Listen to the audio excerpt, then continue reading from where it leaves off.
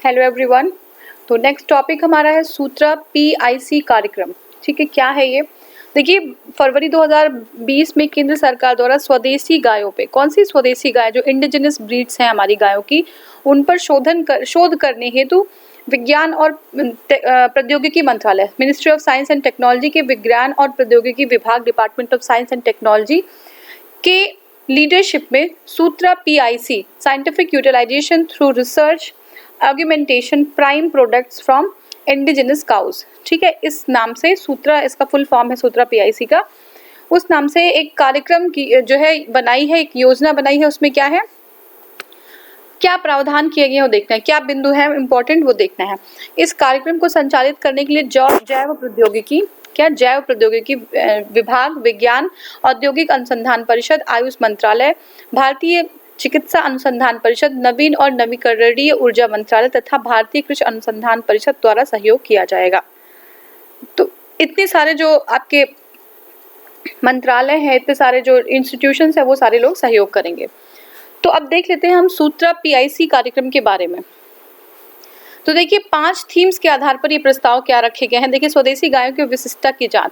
पहली बात तो स्वदेशी जो गाय हैं, जो इंडिजिनस ब्रीड्स हैं, ठीक है, उनकी जो है विशिष्टता की जांच की जाएगी। कृषि अनुप्रयोगों के लिए देशी गायों के प्रमुख उत्पाद प्राप्त करना।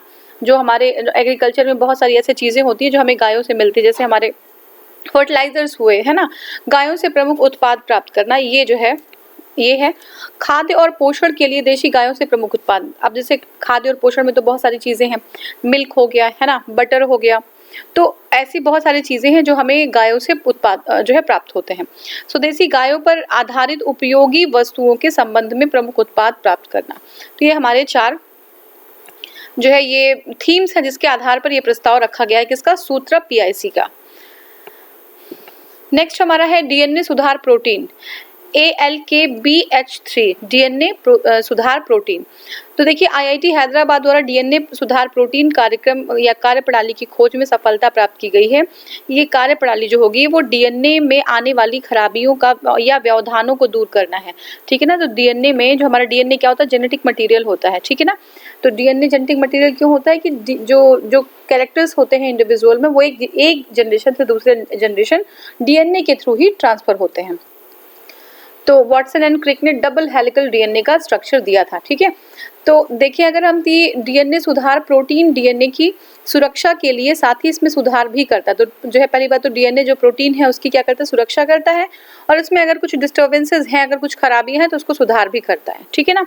यह तकनीकी कैंसर जैसी बीमारियों के इलाज में सहायक हो सकती है। तो जो हमारा आपका डीएनए सुधार प्रोटीन है, वो जो है हमें हेल्प कर सकती है अगर कैंसर जैसी कोई भी प्रॉब्लम होती है तो। ठीक है। नेक्स्ट हमारा है साथी पहल परिष्कृत विश्लेषणात्मक और तकनीकी सहायता संस्थान, sophisticated analytical and technical help institute, साथी नाम है इसका। ठीक है, एक बार फिर से देख लीजिए, साथी क्या है? परिष्कृत विश्लेषणात्मक और तकनीकी सहायता संस्थान, sophisticated analytical and technical help institute. ठीक है, इसका नाम है साथी। अब देखिए, क्या है कि भारत सरकार ने विज्ञान और प्रौद्योगिकी मंत्रालय के विज्ञान और प्रौद्योगिकी विभाग, department of science and technology के द्वारा साथी की पहल शुरू की। ठीक है। साथी क्या है? साथी मतलब है, साथी जो है डीएसटी यानी कि department of science and technology ने पहले ही देश में 3 ऐसे केंद्र स्थापित किए, जैसे आईआईटी खड़गपुर, आईआईटी दिल्ली और आईआईटी बीएचयू। ठीक है, 3 जो है केंद्र स्थापित कर दिए गए हैं साथी के लिए। राष्ट्रीय प्राथमिकताओं और महत्व के निम्नलिखित विषयगत क्षेत्रों, जैसे साथी पहल द्वारा रोड मैप जारी किया जाएगा। जो इम्पोर्टेंस हमारे राष्ट्रीय नेशनल, जो आपके नेशनल इश्यूज के लिए जो चीज़ें प्राथमिकता पे हैं, जो इम्पोर्टेंस पे हैं, उनके लिए एक रोड मैप प्रिपेयर किया जाएगा साथी पहल के अंतर्गत। जैसे इसमें क्या है, संबंधित विभागों और अनुसंधान प्रोफाइल निर्माण। अब क्या है, वेस्ट प्रोसेसिंग, ऊर्जा क्षेत्र और ऊर्जा जो स्वच्छ ऊर्जा, पानी और स्टार्टअप इंडिया। तो ये सारी चीज़ें हमारे नेशनल, जो मतलब हमारे नेशनल डेवलपमेंट के लिए जो चीज़ें बहुत इंपॉर्टेंट रखती हैं, इंपॉर्टेंस रखती हैं। ठीक है, जो इकाई हैं जो हमारे देश के किसका विकास का, तो क्या है वो, जैसे विभागों का अनुसंधान प्रोफाइल निर्माण करना, अनुसंधान होगा, रिसर्च होगा, तभी चीज़ें आगे होती हैं। ठीक है। वेस्ट प्रोसेसिंग या अपशिष्ट प्रसंस्करण, स्वच्छ ऊर्जा और स्टार्टअप इंडिया। ठीक है, स्वच्छ ऊर्जा और पानी और स्टार्टअप इंडिया, ये चीज़ें हैं। साथ ही योजना का प्राथमिक उद्देश्य क्या है? विश्लेषणात्मक उपकरणों का निर्माण करना जो विदेशी स्रोतों पर निर्भरता को कम करने में हमारी मदद करे। तो ऐसे जो है विश्लेषणात्मक जो उपकरण हैं उनको डेवलप करना जो हमें जो है डिपेंडेंट, किसी के ऊपर डिपेंडेंट बनने से हमें जो है हेल्प कर सके, हम इंडिपेंडेंट हो पाए। ठीक है, देखिए नेक्स्ट हमारा है अद्वितीय संरचना वाला एवियन धूमकेतु। ठीक है, अद्वितीय संरचना वाला एवियन धूमकेतु। तो देखिए 2019 में हमारे सौर मंडल के में प्रविष्ट होने वाले एक दूसरे एलियन अंतरतारकीय धूमकेतु को चिन्हित किया गया है जिसकी संरचना विचित्र है। देखिए क्या है कि हमारे जो है हमारे सौर मंडल में एक धूमकेतु प्रविष्ट हुआ है। वो एलियन धूमकेतु मतलब ऐसा जगह से हमें पता नहीं है उसका ओरिजिन क्या है, कहाँ से क्या है। एलियन वो भी एलियन चीज़ कोई भी ऐसी होती है जिसके बारे में हमें बहुत नॉलेज नहीं होता है। हम सुपरफिशियली जानते हैं लेकिन हमें बहुत ज़्यादा नॉलेज नहीं होता है। ठीक है, तो एक धूमकेतु चिन्हित किया गया हमारे सोलर सिस्टम में जिसकी संरचना थोड़ी अलग है। यह धूमकेतु संभवतः किसी अन्य तारामंडल से हो सकता है ना, किसी और जो है आप तारामंडल से आया हुआ हो सकता है जो पृथ्वी की ओर तेज गति से अग्रसर है। ठीक है, अब हमारे सोलर सिस्टम में भी ये जो है अर्थ की तरफ जो है मूव कर रहा है। इसकी विचित्र कक्षा इसके किसी बाह्य तारामंडल से संबद्ध होने के संकेत देते हैं जिसकी कक्षा अंडाकार होने के बजाय अति परवलयाकार है। क्या है? अंडाकार नहीं है, अति परवलयाकार है। ठीक है, ये ध्यान रखिएगा, ये अति परवलयाकार है, ये पूछ सकता है एग्जाम में। इसके भिन्न कक्षा आकार इस बात की पुष्टि करता है कि ये हमारे सूर्य के चारों ओर परिक्रमा नहीं अपितु सौर मंडल से होकर गुजर रहा है। तो देखिए हमारे जो है जो हमारा सूर्य है उसके चारों ओर की परिक्रमा करेंगे तो क्या हो जाएगा, वो एक जो है डेफिनेट शेप होता है। जब हम करते हैं तो एक डेफिनेट शेप होता है क्योंकि जो फोर्स होता है उसकी वजह से एक शेप क्रिएट हो जाता है हमारे प्लैनेट्स का या हमारे जो भी चीज़ें जो परिक्रमा कर रही हैं। तो इसकी शेप की वजह से, इसके आकार की वजह से हमें ये विदित हो रहा है कि ये सूर्य के चारों ओर परिक्रमा तो नहीं करता, हाँ ये किसी सौर मंडल से होकर गुजर रहा है। ठीक है, यह विशाल चट्टान नुमा धूमकेतु 2017 में देखे गए ओमुआमू क्या है ओमुआमुआ नामक पहले अंतरतारकीय वस्तु के बाद दूसरा एलियन मूल का धूमकेतु है। तो 2017 में देखा गया था एक धूमकेतु जिसका नाम है ओमुआमुआ। ठीक है, इसके बाद ये जो है दूसरा एक जो है एलियन मूल का एक धूमकेतु हमें दिखा है अपने सोलर सिस्टम में। इस दूसरे विदेशी धूमकेतु की सर्वप्रथम अगस्त माह के अंत में पिछले 2019 में एक गैर पेशेवर खगोल शास्त्री गैनाडी बोरिसोव ने देखा। किसने देखा? गैनाडी बोरिसोव ने देखा। इसके आधार पर इनका नाम C2019 QR बोरिसेव, क्या नाम है? C2019 QR बोरिसेव रखा गया है। ठीक है, बोरिसेव क्यों? क्योंकि बोरिसेव ने देखा था इसको। ठीक है, तो इसका नाम क्या है? C2019 में देखा गया Q4 बोरिसेव। ठीक है, इस धूमकेतु नुमा चट्टान में HCN हाइड्रोजन साइनाइड, क्या है? HCN हाइड्रोजन साइनाइड के अंश के साथ कार्बन मोनोऑक्साइड के भारी अंश मिले हैं। ठीक है, तो इसमें हाइड्रोजन साइनाइड के साथ कार्बन मोनोऑक्साइड के भारी अंश मिले हैं जो मूल उत्पत्ति वाले स्थान के बारे में प्रकाश डालता है। इस धूमकेतु की कक्षा का आकार एवं अन्य वैज्ञानिक नतीजे एवं जानकारियां नेचर एस्ट्रोनॉमी नामक पत्रिका के 2 अलग-अलग वैज्ञानिक शोध में प्रकाशित हुए हैं। अब देखिए एक शोध पत्र में एक अंतर्राष्ट्रीय खगोलीय वैज्ञानिक दल जो नासा के कोडाई स्पेस उड़ान केंद्र की ग्रीन बेल्ट मैरीलैंड से जुड़ा है कि उसके मुताबिक चिली स्थित अटाकामा लार्ज मिलीमीटर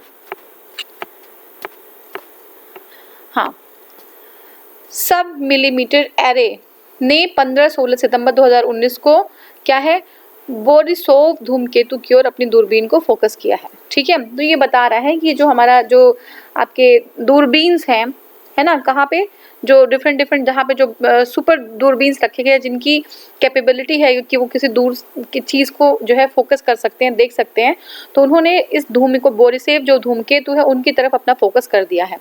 देखिए धूमकेतु सामान्यतः किस चीज़ के होते हैं? गैस के, बर्फ के, धूल से बने हुए होते हैं। गैस, बर्फ और धूल से बने होते हैं, जबकि खगोल शास्त्रियों के दल ने इस धूमकेतु पर पाए जाने वाले गैस के एक अणु हाइड्रोजन साइनाइड तथा दूसरा अणु कार्बन मोनोऑक्साइड पाया है। ये थोड़ा अलग तरीके का है। यहाँ पे क्या है कि यहाँ पे जो गैस है वो हाइड्रोजन साइनाइड है और दूसरा जो है वो है कार्बन मोनोऑक्साइड। ठीक है, कैंसर जीन मैपिंग क्या है? What is cancer gene mapping? ठीक है, कैंसर जीन मैपिंग क्या है आखिर? तो देखिए नेचर नामक वैज्ञानिक जर्नल में प्रकाशित नए शोध पत्रों में ऐसे जीनों की पहचान किए जाने का दावा किया गया है जिसमें होने वाले असामान्य बदलाव से होने वाली जेनेरिक गड़बड़ियां शरीर में कैंसर उत्पन्न कर देती हैं। What is cancer gene mapping? देखिए इसमें यही है कि जो वैज्ञानिक जर्नल में प्रकाशित एक नया शोध है जिसमें जीनों की पहचान किए जाने का दावा किया गया है कि जो है जीनों की पहचान की गई है, इसमें होने वाले असामान्य बदलाव है ना, कि असामान्य जो बदलाव हैं, होने वाली जेनेरिक गड़बड़ियां शरीर में कैंसर उत्पन्न कर सकती हैं। अगर कोई ऐसी गड़बड़ी हो रही है, जो कोई जेनेरिक गड़बड़ी हो रही है, तो जो है हमारी बॉडी कैंसर से पीड़ित हो सकती है, बॉडी में कैंसर हो सकते हैं। जीन मैपिंग से जुड़ा यह अध्ययन क्या है? जीन मैपिंग का यह प्रयास pan cancer analysis of whole genomes PCAWG नामक एक प्रमुख अंतर्राष्ट्रीय सहयोग है, जिसमें शोधकर्ताओं ने 38 भिन्न प्रकार के ट्यूमरों में निहित 2658 संपूर्ण कैंसर जीनोम तथा उसके सादृश्य समांतर अन्य ऊतकों का विश्लेषण करने के पश्चात अपने निष्कर्ष प्रकाशित किया है। देखिए इतना कॉम्प्लिकेशन में नहीं जाना। इसमें क्या है कि शोधकर्ताओं ने 38 टाइप्स के डिफरेंट टाइप्स के ट्यूमर्स को देखा है। उसमें उन्होंने देखा है कि जो सामान्य ऊतक हैं, जो नॉर्मल टिश्यूज हैं, उनसे कंपेयर किया गया है जो टिश्यूज जो है नॉर्मल नहीं है। ठीक है ना, जो नॉर्मल नहीं है, जो टिश्यूज जो है क्या है, डिफेक्टेड हो चुकी है, जो कैंसर कारक बन चुकी हैं, तो उनको जो है देख के एक जो है डिफरेंस बताया है कि नॉर्मल जो टिश्यूज हैं और कैंसर जो है वाली जो टिश्यूज हैं वो उसमें क्या डिफरेंस है। प्राथमिक कैंसर पर अब तक सबसे बृहद जीनोम अध्ययन है ये। ठीक है, इससे क्या होगा कि हम स्टार्टिंग के लेवल में ही हमें पता चल जाएगा कि जो है हम किस स्टेज में है, हमारा कैंसर कहीं ऐसा तो नहीं कि हमारे बॉडी में किसी सेल की वजह से कोई जो है डिफेक्ट आने की वजह से कहीं कैंसर क्रिएट हो रहा हो। ठीक है, अब देखिए, जहां पूर्व में किए गए अध्ययन में प्रोटीनों के निर्माण की कोडिंग तैयार करने वाले समस्त जीनोमों में सिर्फ 1% जीनोम पर ध्यान केंद्रित किया गया था, वहीं इस नवीन अध्ययन में 99% जीनोमों में जांच पड़ताल करने के अलावा ऐसे प्रमुख क्षेत्रों का भी पहचान और अन्वेषण किया गया है जो ऐसे जीनों को समय समय पर सक्रिय या निष्क्रिय बनाते हैं। ठीक है, तो पहले क्या करते थे हम लोग, पहले हम ये करते थे कि प्रोटीन के निर्माण की कोडिंग है ना, प्रोटीन अपना जो हमारे जीन्स होते हैं उसमें कुछ प्रोटीन्स होते हैं, उनकी कुछ कोटिंग होती है, जैसे ATCG ऐसे प्रोटीन कोडिंग होती है। तो इसी तरीके से यहाँ पे जो प्रोटीन के निर्माण है उसकी कुछ कोडिंग जो है तैयार करने वाले सारे जीनोम में से सिर्फ हम 1% जीनोम का अध्ययन करते थे, लेकिन अब यहाँ पे हम 99% जीनोम की जांच पड़ताल करेंगे और हमें पता चलेगा कि क्या स्थिति है अभी, ठीक है, प्रोटीन्स की। और हमें ये भी पता चलेगा कि ये जो जीनोम्स हैं वो जो इस तरीके के डिफेक्टेड जीनोम्स हैं, जो प्रोटीन हैं, उनका समय समय पे क्यों सक्रिय होते हैं और निष्क्रिय होने के क्या कारण हैं। ठीक है, ये चीज़ें हम देखेंगे। लगभग 5% मामले में किसी भी उत्प्रेरक की पहचान नहीं हो पाई। शोधकर्ताओं ने ऐसे जीन को 16 प्रकार के संरचनात्मक बदलाव के संकेतों की पहचान हुई जिन्हें कैंसर होता है। ठीक है, तो जीनों में 16 टाइप के जो जीन होते हैं उस पर 16 टाइप के बदलाव हुए। ये पता चला कि 16 टाइप के ऐसे बदलाव हुए जिनसे ये पता चलता है कि जो है ये जो है कैंसरजेनिक जो है सेल हो सकता है आगे आके।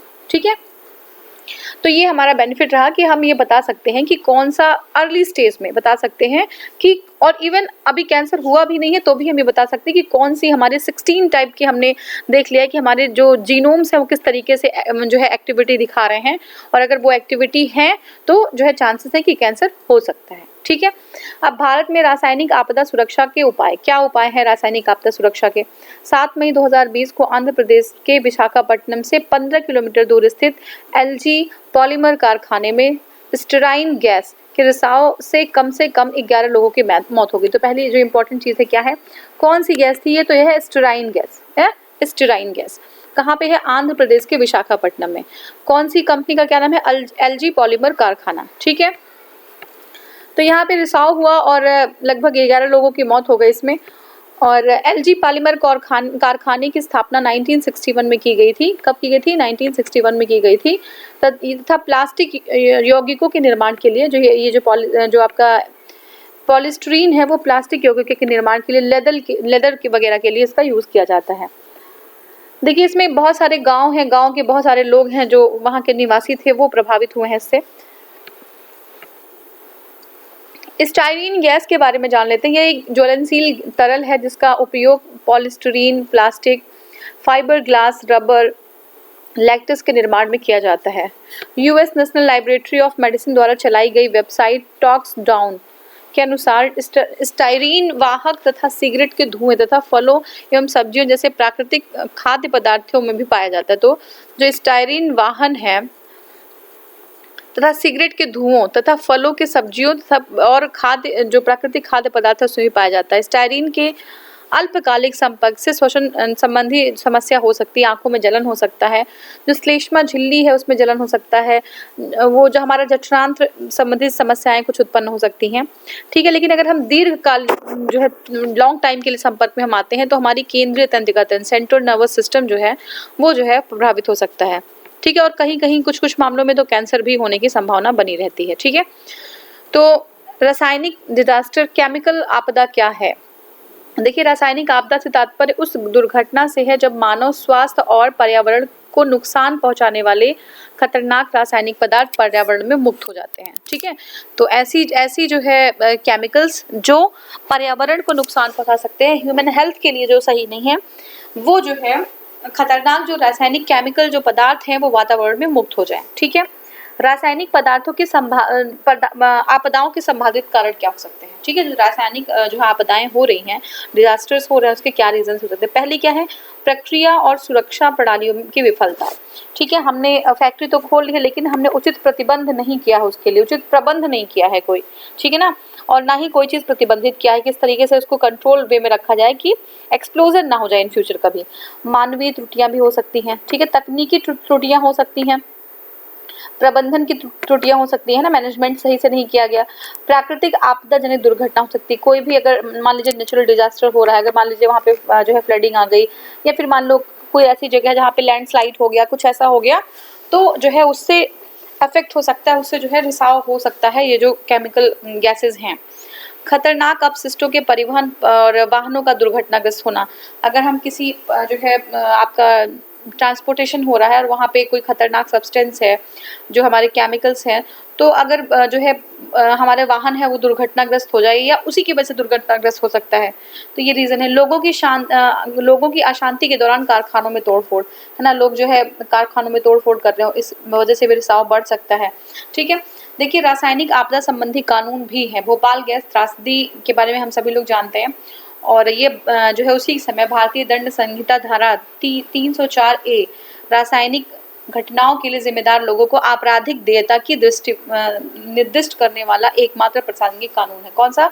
ये भारतीय दंड संहिता 304A, याद रखिएगा, भारतीय दंड संहिता का 304A।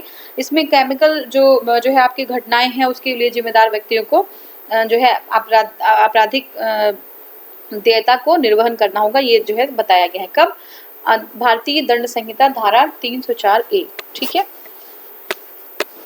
अब नेक्स्ट हमारा है भोपाल गैस त्रासदी के बाद प्रमुख कानून। जो ये इम्पोर्टेंट है कि भोपाल गैस त्रासदी के बाद क्या चीज़ें जो है लाइमलाइट पाई, कौन से कानून बने।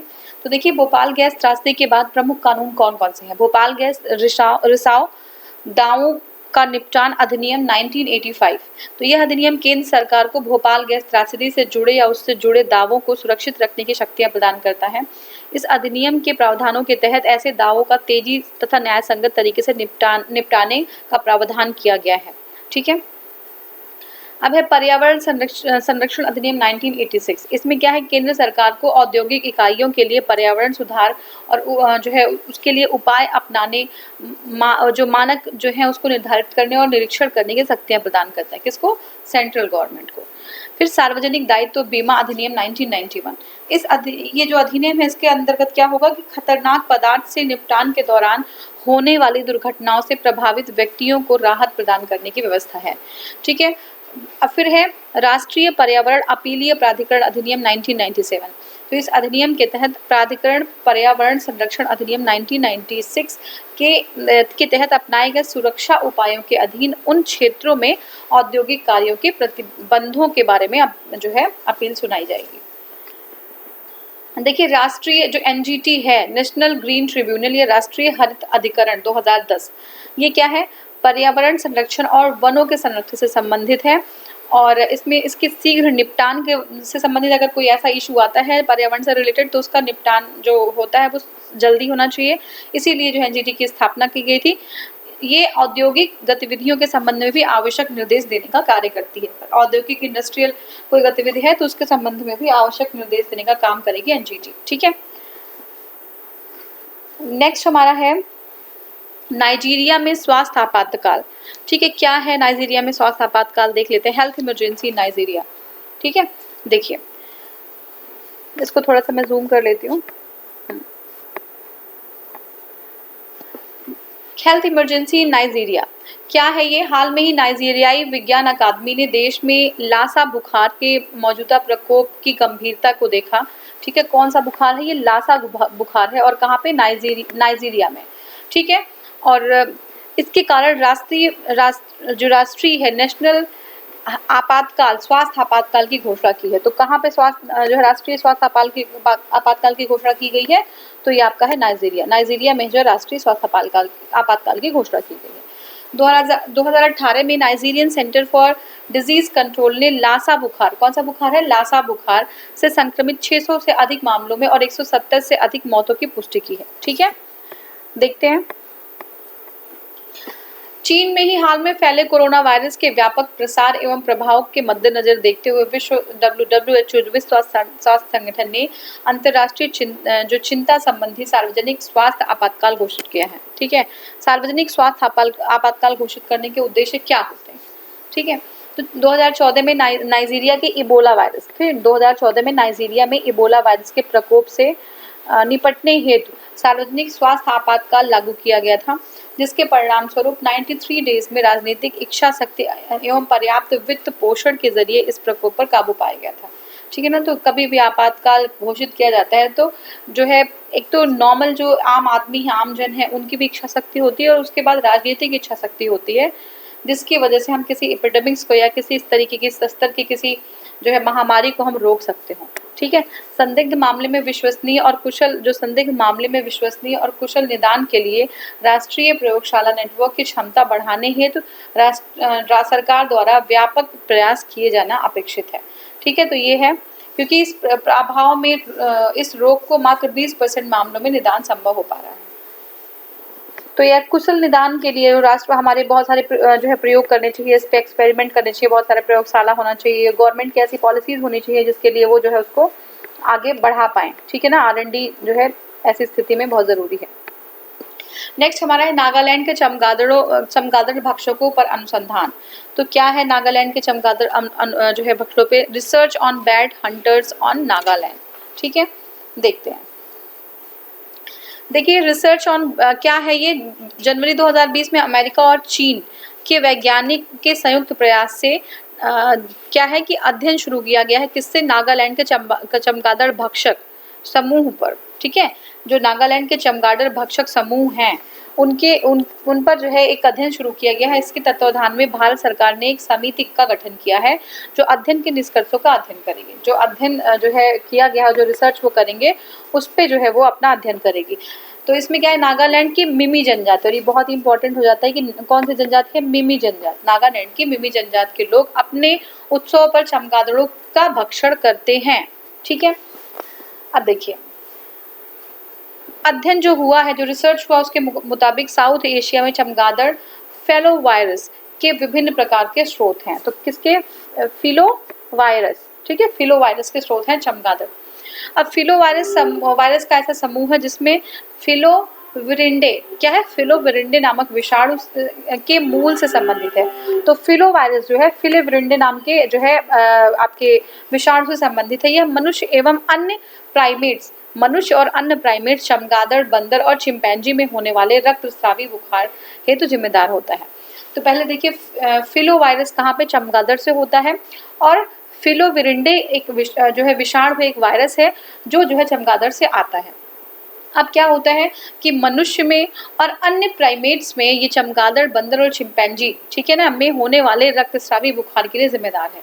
ठीक है, तो ये क्या है, इस परिवार से संबंधित 3 वायरस इस समय अस्तित्व में है। कौन सा, क्वेवा वायरस। ठीक है, क्वेवा वायरस, मारबर्ग वायरस और इबोला वायरस। कौन सा वायरस है, तो ये 3 वायरस हैं, क्वेवा वायरस, मार्बर्ग वायरस और इबोला वायरस। ठीक है, तो ये जो है आपका फिलो वायरस के जो है फैमिली से ये तीनों वायरस बिलोंग करते हैं, क्वेवा वायरस, मार्बर्ग वायरस और इबोला वायरस। अब जो निष्कर्ष हुआ है रिसर्च में, उसमें क्या है कि मनुष्यों और चमगादड़ों में फिलो वायरस की उपस्थिति पाई गई है। ठीक है, मनुष्यों में और चमगादड़ों दोनों में फिलो वायरस की जो है उपस्थिति पाई गई है। देखिए, भारतीय आयुर्विज्ञान अनुसंधान परिषद the Indian council of medical research ICMR ने 5 सदस्यीय समिति का गठन करने हेतु एक गठन कर अध्ययन के लिए बात हुई है। और इस पूरे अध्ययन में के समूह में Tata institute of fundamental research, national centre for biological sciences, Wuhan institute of virology और चीन अमेरिका के स्वास्थ्य विभाग दल आदि के वैज्ञानिकों ने हिस्सा लिया है। ठीक है, तो ये हमारा था पूरा जो हमने देखा। नेक्स्ट हमारा है महामारियां जिन्होंने दुनिया बदल दी। तो वो हमें देखना है कि कौन सी ऐसी महामारियां हैं जिन्होंने दुनिया को बदल दिया है। देखिए, यूरोप में 14वीं सदी का 5वां और 6ठा दशक यूरोप के लिए काफ़ी जो है मुश्किल रहा।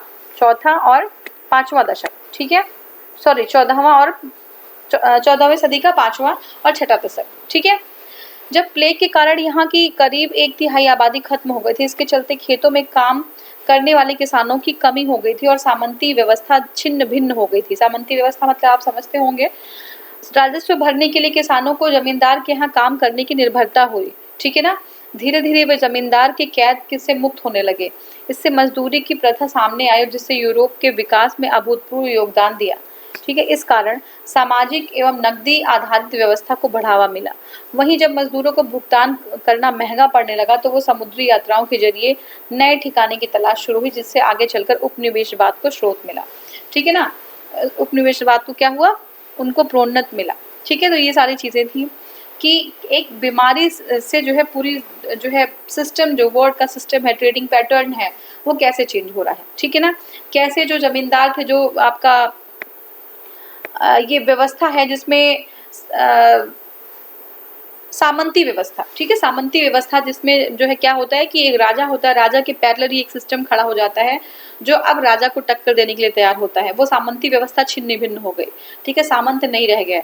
जो किसान हैं, राजस्व भरने के लिए किसानों के पास जो है पैसे नहीं रह गए, जमींदारों के यहाँ काम करना पड़ा। तो इससे क्या हुआ कि इससे कुछ अपना इंडिपेंडेंस हुआ तो लोग जो है धीरे धीरे व्यापार में आने लगे और व्यापार करने के लिए भी वो एक जगह से दूसरी जगह ट्रेवल करने लगे और इसी की वजह से कॉलोनियलिज्म या उपनिवेशवाद का जन्म हुआ। ठीक है, ये हुआ। चेचक स्मॉल पॉक्स को देखते हैं। 15वीं शताब्दी, कब, 15th सेंचुरी के आखिर में यूरोपीय देशों ने अमेरिकी महाद्वीपों में अपने उपनिवेश बनाए। कहाँ पे, अमेरिकी महाद्वीप में यूरोपीय लोगों ने अपने उपनिवेश बनाए। अमेरिका में यूरोपीय उपनिवेश की स्थापना के साथ ये चेचक बीमारी भी वहां पहुंच गई। ठीक है, तो अपना उपनिवेश तो बनाए ही, साथ में चेचक भी वहां पे लेके चले गए। अब देखिए, इसमें चेचक जो थे, चेचक के साथ ही खसरा, कौन कौन सी बीमारियां लेके गए, चेचक, खसरा, हैजा, मलेरिया, प्लेग, काली खांसी, टाइफाइड्स, ये सारी बीमारियां जो हैं एक साथ थी। इन बीमारियों से वहाँ बड़े पैमाने पर लोग मारे गए। ब्रिटेन के यूनिवर्सिटी कॉलेज ऑफ लंदन के मुताबिक उस वक्त अमेरिका की आबादी 6 करोड़ थी और यह दुनिया की कुल आबादी का 10% था। ठीक है, 6 करोड़ थी और दुनिया की 10% आबादी यहीं पे थी। यह घटकर 60 लाख रह गई।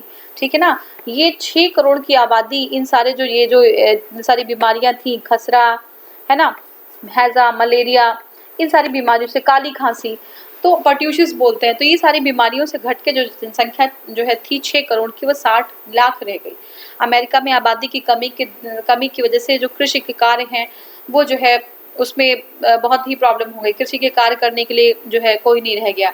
बड़ा इलाका चारागाह और जंगल बन गया वहाँ पे। ठीक है, क्योंकि कृषि के कार्य, जनसंख्या ही खत्म हो गई बीमारियों की वजह से। इसके कारण कार्बन डाइऑक्साइड का स्तर नीचे आ गया। भाई कार्बन डाइऑक्साइड क्या होगा, जो है नीचे आ जाएगा और धरती का तापमान कम हो गया। हरियाली के कारण दुनिया में एक तरफ से लघु हिम लौट आया। ठीक है, तो ये चीज़ थी। येलो फीवर वायरस देखते हैं 1801 में। ठीक है, येलो फीवर वायरस 1801 में यूरोपीय उपनिवेशिक ताकतों के विरुद्ध गुलामों ने बगावत कर दी और इसके परिणाम स्वरूप तुसैंत क्या लोबरतूर फ्रांस के शासक बने। क्या नाम था, तुसैंत लोबरतूर, ये फ्रांस के शासक बने। जबकि नेपोलियन ने खुद को आजीवन देश का शासक घोषित कर हैती पर कब्जा जमाने की सोच रही थी। नेपोलियन ने हजारों सैनिकों को हैती लड़ने भेज दिया, लेकिन वे येलो फीवर की गिरफ्त में आ गए। ठीक है, येलो फीवर में कहाँ भेज दिया? हैती भेज दिया। किसने?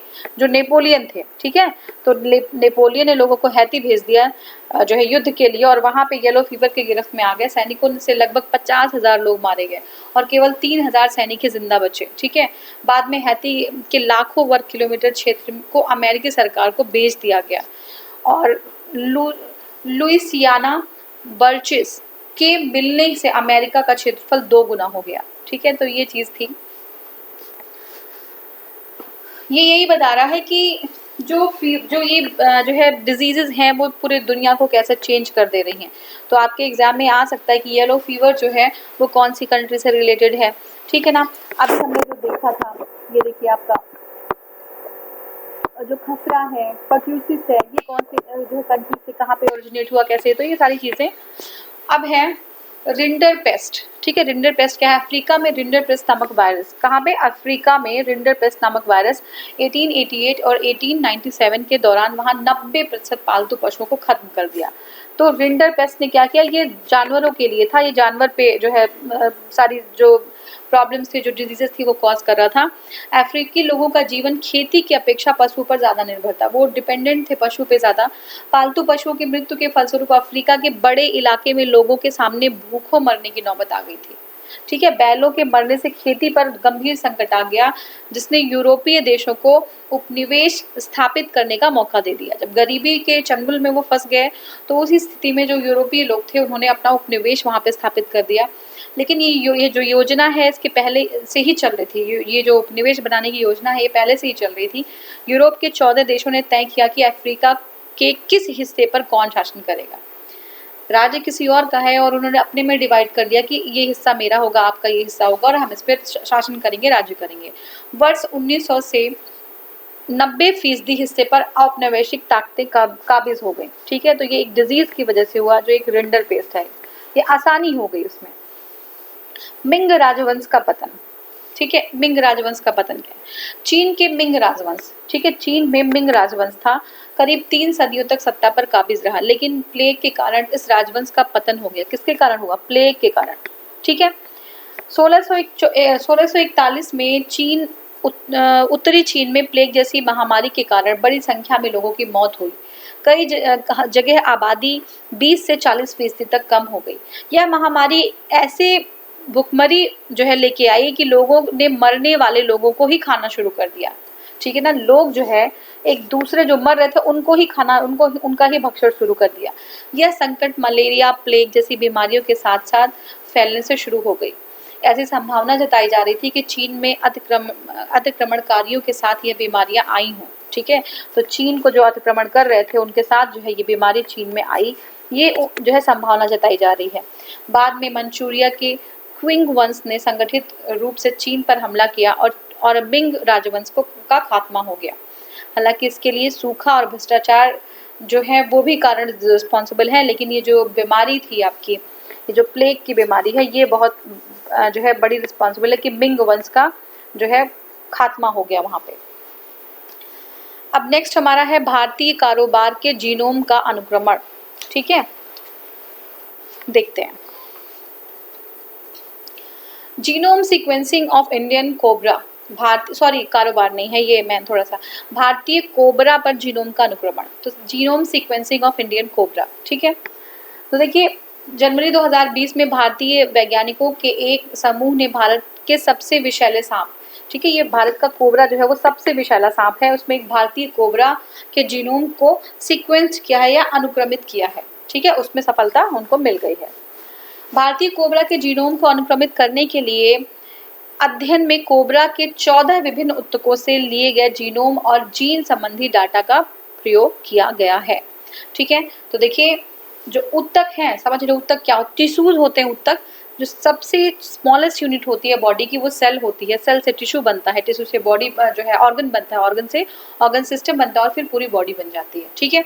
तो जो टिश्यूज हैं वो 14 डिफरेंट टिश्यूज से जो है जीनोम लिए गए हैं। जीनोम मतलब क्या है, जेनेटिक मटेरियल होता है, जीनोम जीन समझिए, ठीक है। तो जीनोम और जीन संबंधी डाटा जो है उसका प्रयोग किया गया है 14 विभिन्न ऊतकों से। इस अध्ययन में क्या है कि विष ग्रंथि में 19 विषाक्त जीनों का विश्लेषण किया गया है। विष ग्रंथि में 19 विषाक्त जीनों का जो है विश्लेषण किया गया है और इनमें 16 जीनों में प्रोटीन की उपस्थिति बताई गई है। तो 19 विषाक्त जीनों का विश्लेषण किया गया और 16 जीनों में प्रोटीन की उपस्थिति बताई गई है। 19 विशिष्ट जो विषाक्त जीनों को लक्षित कर कृत्रिम मानव प्रतिरोधी का जो है प्रयोग करके भारतीय कोबरा को काटने पर इलाज के लिए सुरक्षित और विष प्रतिरोधी दवा जो है निर्माण हो सकेगा। तो ये जो विशिष्ट जो है विषाक्त जीन हैं, इनको हम जो है उस पर स्टडी करके जो अगर कोई काट लेता है कोबरा, अगर कोई जो है इससे ग्रसित है, तो विष प्रतिरोधी दवा का निर्माण हो सकेगा इस एक्सपेरिमेंट से, ठीक है। जीनोम अनुक्रमण के लाभ क्या हो सकते हैं? तो देखिए, भारतीय कोबरा के जीनोम के अनुक्रमण से उसके विष के रासायनिक घटकों को समझने में हमें हेल्प मिलेगा कि उसका जो विष है उसमें क्या क्या चीज़ें हैं, कौन कौन से केमिकल्स हैं। और अगर हम रासायनिक घटक जान लेंगे तो हम उसको जो है हम क्या है उसका विष का हम एंटी निकाल लेंगे, हम एक मेडिसिन के रूप में उसको यूज़ कर सकते हैं। विषैले सांपों की उच्च गुणवत्ता वाले जीनोम के अनुक्रमण से विष ग्रंथियों से संबंधित विशिष्ट विषाक्त जीनों की व्यापक सूची प्राप्त हो जाएगी। जीनोम क्या है? देखिए, जीनोम किसी भी जीव के डीएनए में मौजूद सभी जीन का एक पूर्ण सेट होता है, ठीक है। सभी सारे जो जीन्स होते हैं उसका एक पूर्ण सेट होता है। प्रत्येक जीनोम में जीव के बारे में संपूर्ण जानकारी होती है। किसी भी स्पीसीज के बारे में अगर जीनोम मिल जाता है तो उसकी स्पीसीज के बारे में एक पूर्ण जानकारी हमें मिल जाती है। जीनोम को डिकोड करके जीव की विशेषता के बारे में भी पता लगाया जा सकता है, ठीक है। तो मानव जीनोम में अगर हम देखें तो 30,000 से 35,000 जीन होते हैं। मानव जीनोम में 35,000 जीन होते हैं। भारतीय कोबरा के बारे में जानते हैं। देखिए, भारतीय कोबरा का अगर वैज्ञानिक नाम देखें तो यह है नाजा नाजा। क्या नाम है? नाजा नाजा। यह 4 से 7 फीट लंबा होता है। 4 फीट से 7 फीट तक लंबा होता है।